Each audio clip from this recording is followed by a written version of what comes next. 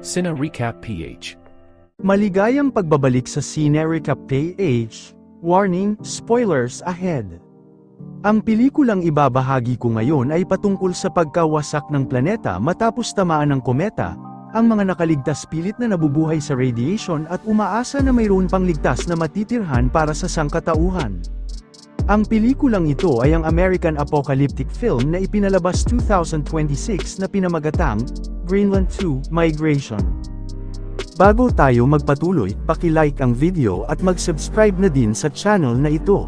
Maraming salamat. 5 taon ang nagdaan matapos tumama ang kometa na tinatawag na Clark na nagwasak sa planeta at sa mga sibilisasyon. Ang kapaligiran nakakaranas ng radiation na nakakasama sa kalusugan ng mga tao at ang mga nakaligtas mula sa sakuna ay naninirahan na lang ngayon sa underground bunker. Sa istasyon sa Greenland, si John Garrity ay isa sa engineer na nagmementina ng pasilidad ng bunker. Madalas siyang lumalabas para maghanap ng magagamit para sa kanilang pangangailangan sa pagsasaayos. Ngunit isang panganib ang nagbabadya sa kanilang kaligtasan, matapos may namumuong bagyong electromagnet mula sa radioactive na madalas nananalansa sa mga lugar na apektado ng radiation. Ang bunker ay kumpleto sa kagamitan para mabuhay ang tao pero hindi alam kung hanggang kailan. Marami din sa iba't ibang panig sa mundo ang may kahalintulad nito pero ang ilan ay nawasak dahil sa bagyo. Ang asawa ni John na si Allison ang namumuno sa bunker. Umaasa ang lahat ilang taon na lang makakalabas na sila at mamuhay ng normal. Ang isa sa mga kasamahan nilang doktor na si Amina, pinag-aaralan ang crater na pinagbagsakan ng kometa na tinatawag na Clark kasama ng ibang istasyon, na ang butas na naiwan sa crater ay napipigilan ng electromagnetic storm na sa kanilang teorya ligtas tirhan ng mga tao. Ang problema masyado lang itong malayo at may napapabalitang may labanan ding nagaganap noon. Sa kabila ng limitado ang galaw sa loob ng bunker, ang mga naninirahan ay pilit na namumuhay pa rin bilang normal kagaya ng dati at ang anak ng mag-asawa na si Nathan ay nahuling lumalabas upang sundan ang yapak ng ama. Isang araw, ilang migrante ang iniligtas ng bunker station para bigyan ng tulong upang may matutuluyan, ngunit biglang nagkaroon ng malakas na paglindol dahilan ng gumuho ang pundasyon ng bunker. Agad hinanap ni John ang pamilya na nakaligtas sa mga guho at agarang naghanap ng daan palabas. Sira na ang gate ng bunker pero kabisado ni John ang loob kaya may alam siyang daan at nagawang makalabas bago pa tuluyang gumuho ang buong lugar mula sa malakas na lindol. Ang lahat ng nakaligtas nagtungo sa baybayin upang makatakas sa radiation ng isla. Nakita ng pamilya sa daan ang doktor na si Amina kaya isinama nila ito sa baybayin pero pagdating roon nagkakagulo sa pag-uunahan ng lahat sa mga lifeboat. Nakita din nila doon si Adam ang kasamahan ni Allison na inaagaw ang mask, tinulungan nila ito ngunit nakuha ang mask ni John kaya nalantad siya ngayon sa radiation. Matapos mailigtas ang mga kasamahan, agad silang nagtungo sa natitirang lifeboat para makasakay at isinara na ang pintuan dahil marami ng sakay na maaaring magdulot ng panganib. Nang paalis na sila may malaking tsunami ang paparating sa baybayin. Kinain ng dagat ang lahat ng mga naiwan habang pilit na iniiwasan ng kapitan ang alon at nagawa nitong makatawid saka nagpatuloy sa paglalakbay. Pagdating sa kalagitnaan ng karagatan bumaba na ang radiation kaya pwede nang magtanggal ng suot na face mask ang lahat, ngunit ang grupo ay hindi pa alam ang kanilang destinasyong pupuntahan, at napagpasyahan ng lahat na magtungo na sa Europa. Ilang problema ang pinagdaanan nila sa paglalakbay buti na lang magaling si John sa makina. Ngunit ang problema naubusan na sila ng gasolina at ang pagkain ilang araw na lang din ang itatagal. Isang umaga nagising ang mga ito sa kamakalabog sa labas kung saan napadpad sila sa England. Lubog na sa tubig ang buong syudad kaya naghanap ang mga ito ng pwedeng madaungan gamit ang sagwan. Hindi nagtagal nakarating na sila sa isang mataas na bahagi. Nang makababa may nakita sila roong mga taong nakatira ngunit magulo ang lugar. Dahil ang mga makapangyarihan at politiko lang ang pwedeng tumira sa bunker habang nagdudusa ang mga mamamayan sa labas, bantay sarado ang gate ng mga sundalo at ang tanging may clearance lang ang pwedeng makapasok. Ipinakita ni Allison ang kanyang badge ngunit siya lang ang pwedeng pumasok hindi kasama ang pamilya. Hindi rin mahanap ni Adam ang kanya kaya sa pilitan itong nakipagtalo habang nagsimula ng magkagulo ang lahat. Nang makita ng mga bantay ang banta nagpaputok sila ng baril sa mga nagtatangkang pumasok kabilang si Adam. May parating ding electromagnetic storm sa syudad kaya nagkanya-kanyang nagsitakbuhan ang lahat para magtago dahil sa oras na tatamaan nito ay maaaring mamatay. Isang sasakyan naman ang nakita nilang paalis roon, nakiusap sila kay Obi na sumabay patungong London ang kabayaran ang kanilang mga alahas. Matapos ang mahabang biyahe nagpahinga na muna ang mga ito nang malapit na sila sa London, ngunit habang nag-uusap ang mag-ama may naramdamang paparating si John, biglang nagbagsakan ang mga bulalakaw kaya agarang kumapit ang mga ito sa mga puno upang hindi matangay. Si Obi balak iligtas ang sasakyan dahil ito lang ang mayroon siya, ngunit tinamaan ito ng bulalakaw dahilan ng kanyang kamatayan. Nang tumigil ang sakuna wala na silang magagamit na sasakyan, kinuha ni John ang mga pwede nilang mapakinabangan at nagpatuloy sa paglalakbay. Kalaunan, nakarating na sila sa kakilala sa London upang pansamantalang tumuloy, maraming nakatira roon bilang ospital ang lugar ng mga may sakit na Alzheimer, umaasa lang sa generator ang mga naninirahan roon para malinis ang hangin at hindi alam kung hanggang kailan itatagal.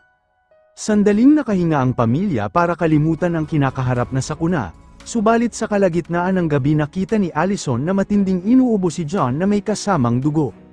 Naghinala siya sa asawang hindi normal ang nangyayari, inamin ni John na nagsimula na ang sintomas ng radiation sa kanyang katawan at 1 buwan lang ang itatagal nito. Walang gamot na makakapigil sa sakit kaya gusto na lang manatili ni Allison roon upang gugulin ang mga oras ng magkasama silang pamilya. Pero hindi pumayag si John sa pag-asang may magandang kinabukasan na naghihintay sa pamilya pag narating nila ang crater. Kinabukasan, umalis din agad ang pamilya na binigyan ng kaibigan ng masasakyan at baril upang ipagpatuloy ang paglalakbay. Habang nasa biyahe sila at nililibang ang mga sarili biglang tinamaan ng bala ang doktor. Ilang bandido ang sumalakay sa kanila para agawin ang sasakyan pero lumaban si John. Ngunit naubusan siya ng bala buti na lang nailigtas ni Allison ang pamilya sa kapahamakan pero wala na ang doktor, hinilibing muna nila si Emina bago iniwan roon, at nagpatuloy ulit sa paglalakbay ang pamilya hanggang marating ang English Channel na dating malawak na ilog na ngayon ay natabunan na ng lupa. Dahil wala ng tubig mabilis na lang silang nakatawid, pagdating sa dulo may malawak na bangin kaya nakahinto na ang lahat ng mga sasakyan. Gaya ng iba kinailangan nilang tumawid sa kabilang bahagi sa pamamagitan ng lubid na mayroong kataasan, nakaramdam ng takot si Nathan pero kinumbinsi ni John ang anak na yun lang ang tanging paraan at pumayag din ito. Subalit habang tinatawid na nila ang gawang tulay napakalakas ng hangin kaya nahirapan ang pamilya, pero sa gabay ni John matagumpay nila itong nalampasan.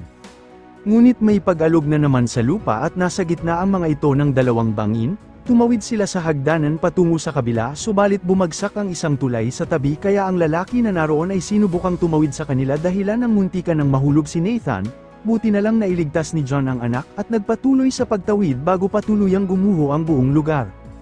Matapos nito nagpatuloy na ang pamilya sa paglalakbay hanggang narating ang isang crater na walang buhay. Inaalala ni John na baka ganun din ang datnan nila sa Crater Clark na hindi talaga totoong may kinabukasan na nag-aantay sa kanila roon. Gayunpaman hindi nawawala ng pag-asa si Allison. Isang lalaki naman na may baril ang dumating na isang Pranses at inaalam ang sadya nila roon, nang marinig ng lalaki na si Dennis ang balak nilang magtungo sa Crater Clark isinama sila nito nang walang kapalit sa kanyang tirahan sa norte ng France. Ang lugar ay dating bagsakan ng sulat na ginawa niyang tirahan kasama ang pamilya gamit ang mga improvised na bagay para mabuhay. Ang asawa niya hindi nakakapaglakad at mayroon silang isang anak na babae na nagngangalang Camille. Masaya silang tinanggap ng pamilya pansamantala para may matutuluyan. Interesado rin si Dennis sa crater na napapabalitang ang huling pag-asa ng sangkatauhan na mabuhay ng normal.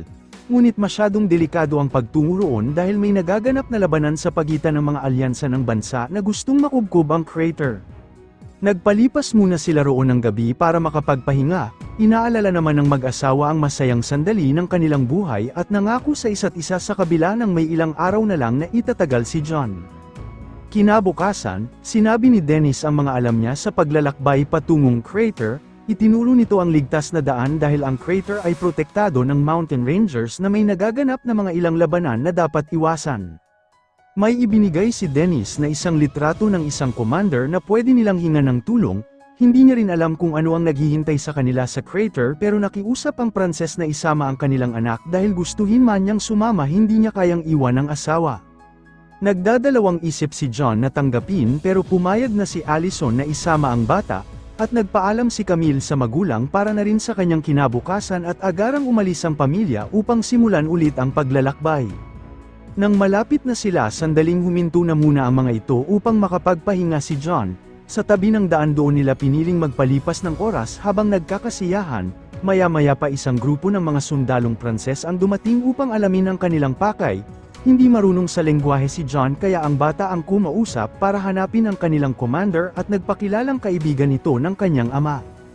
Pinaalam nila na balak nilang magtungo sa crater ngunit binalaan sila na may nagaganap na labanan roon na hindi madaling lampasan. Nakiusap na si John sa kapitan para humingi ng tulong na tinugunan din ito, at tinulungan silang may hatid kung saan dinaanan nila ang matinding bakbakan. Nang natawid na nila ang war zone, iniwan na sila ng kapitan para balikan ang kanyang tropa. Narating na din nila ang kampo na sa kabila ng bundok ay ang Clark Crater. Pagdating doon hinanap ni John ang commander ngunit napag-alaman niyang napatay na pala ito sa labanan. Pinaalis na sila ng pumalit na namumuno dahil wala na itong maitutulong sa kanila. Nakiusap si John para sa pamilya na malapit na itong mamatay. Gusto niya lang madala sa ligtas ang pamilya bago mawala at nagmakaawa, dahil dito binigyan sila ng pwesto sa paalis na bus patungong crater. Hindi nagtagal umalis na ang bus para simulan ang biyahe patungo sa crater at ang lahat umaasa na may nag-aantay sa kanilang magandang kinabukasan, subalit habang nasa biyahe sinalakay sila ng bandido na gustong maagaw ang bus at napatay ang sundalong bantay. Pinalabas isa-isa ang lahat ng mga pasahero, pero lumaban si John sa pangako para sa pamilya ng kaligtasan maging ang ibang mga sakay ay tumulong na rin sa kanya. Napatay niya ang bandido subalit may tama rin ito ng bala. Agad pumalit si Allison upang magmaneho sa bus para ituloy ang biyahe patungo sa crater, sobrang taas ng bundok kaya tumirik ang kanilang sasakyan. Naglakad na ang lahat patungo sa itaas at nang marating ang ibabaw ng crater, nasaksihan nilang totoong ang may buhay na naghihintay sa kanila na bagong simula.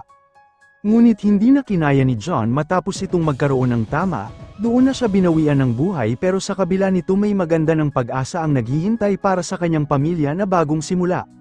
Dito na nagtatapos ang ating kwento, sana nagustuhan nyo, i-like ang video at mag-subscribe na din sa channel na ito. Maraming salamat sa panunood, hanggang sa muli, paalam!